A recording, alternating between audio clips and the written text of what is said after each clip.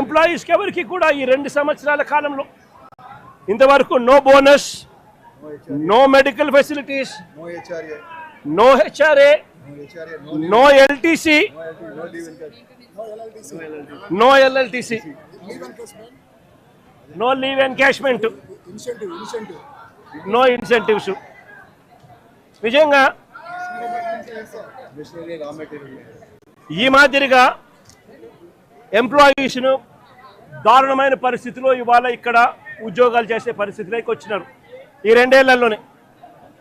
ఆశ్చర్యం కలిగించే విషయం ఇంకోటి ఏమిటంటే 11,440 కోట్ల ప్యాకేజ్ ఇచ్చినాము అని చెప్పి నిన్న ఈ మధ్యకాలంలో మంత్రులు వచ్చిన వాళ్ళు చంద్రబాబు నాయుడు గారు సుపుత్రుడు ఇంకా ఇతరాతర మంత్రులు ఎవరైతే వచ్చినారో వాళ్ళంతా కూడా మాట్లాడడం జరిగింది. ఈ 11,440 కోట్ల ప్యాకేజ్ ఏదైతే ఉందో ఈ ప్యాకేజు ఈ కంపెనీలో ఈ స్టీల్ ఫ్యాక్టరీలో మెయింటెనెన్స్ కోసమో లేకపోతే సేఫ్టీ పారామీటర్స్ పెంచడం కోసమో ఎఫిషియన్సీ ఇంప్రూవ్మెంట్ కోసమో తీసుకొచ్చింది కాదు. ఈ 11,440 కోట్ల ప్యాకేజ్ ఇచ్చింది ఎందుకు అని అంటే విఆర్ఎస్ పంపించడం కోసం, జిఎస్టీ బకాయిలు కట్టించుకునే దానికోసం, బ్యాంకు లోన్లు కాస్తో కూస్తో తగ్గించుకునే దానికోసం, దీనికోసం ఖర్చు చేసేందుకు ఈ ప్యాకేజ్ ఇచ్చారే తప్ప దీంట్లో సేఫ్టీ పారామీటర్స్ని పెంచేందుకు కానీ, మెయింటెనెన్స్ కోసం కానీ, ఎంప్లాయీస్ బాగోగుల కోసం కానీ వీటి కోసం కాదు ఇచ్చింది ఈ ప్యాకేజ్. ఇంకా ఆశ్చర్యకరమైన విషయం ఏమిటి అని అంటే ఇప్పుడు జరిగిన ఈ ఇన్సిడెంట్ నిజంగా అన్నిటికన్నా బాధ కలిగిస్తుంది. ఎందుకనంటే ఒక ఘటన జరిగింది. ఆ ఘటన ఎందుకు జరిగింది అని చెప్పి చూస్తే ఈ ఘటన ఎంప్లాయీస్కి సంబంధించి ఎటువంటి దోషము లేదు, ఎంప్లాయీస్ చేసిన తప్పిదం ఎక్కడా లేదు. మరి ఈ ఘటన ఎలా జరిగింది అని అంటే ఈ లిక్విడ్ మెటల్ అనేది ఏదైతే ఉందో అది బకెట్లలో పోసి ట్రాన్స్పోర్ట్ బకెట్లలో పోస్తూ ఉన్న ఈ లిక్విడ్ మెటల్ ఏదైతే ఉందో ఆ లిక్విడ్ మెటల్ అన్నది పొంగి బ్లాస్ట్ అయ్యి దానివల్ల చనిపోవడం జరిగింది.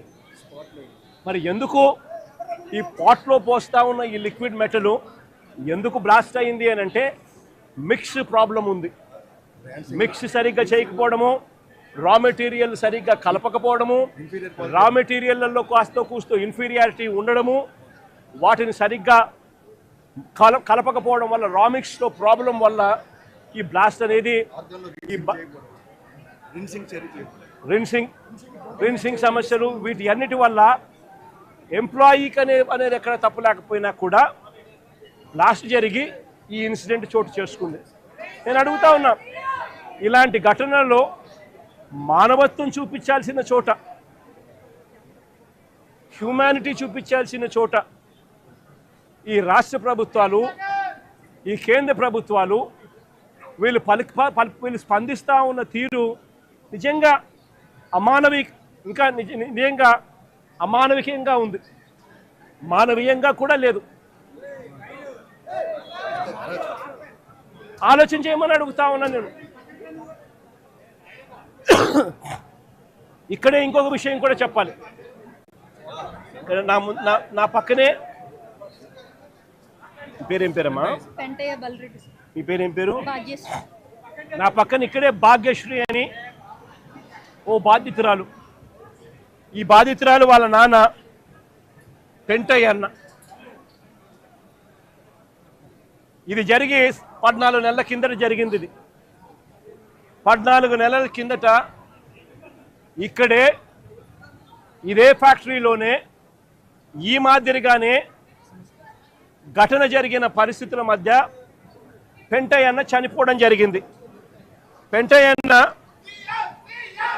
ఎంప్లాయీ నెంబర్ ఫోటో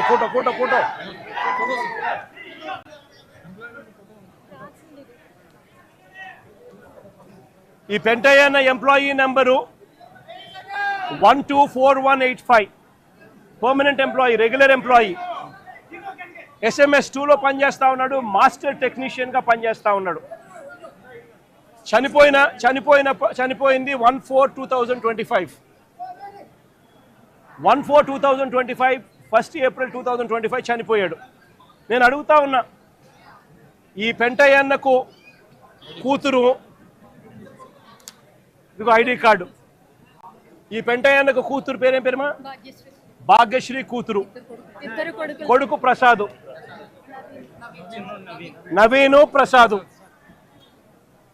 చనిపోయినప్పుడు ఉద్యోగాలు ఇస్తామన్నారు, నెలలోనే ఉద్యోగం ఇస్తామన్నారు, పిల్లలకు కాంపన్సేషన్ ఇస్తామని చెప్పినారు. ఇంతవరకు కాంపన్సేషన్ ఇవ్వాల, ఇంతవరకు జాబ్ లేదు. జాబ్ అడిగితే, కాంపన్సేషన్ అడిగితే నిర్దాక్షిణ్యంగా ఫైల్ పోయింది అని చెప్తా ఉన్నారు. నిజంగా ఆలోచన చేయమని అడుగుతా ఉన్నాం. ఇంత నిర్దయగా ప్రభుత్వాలు వ్యవహరించడం ధర్మమేనా అని అడుగుతా ఉన్నా.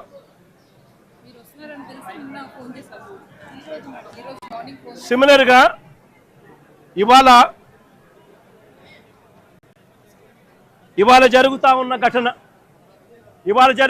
ఘటనలో దాదాపుగా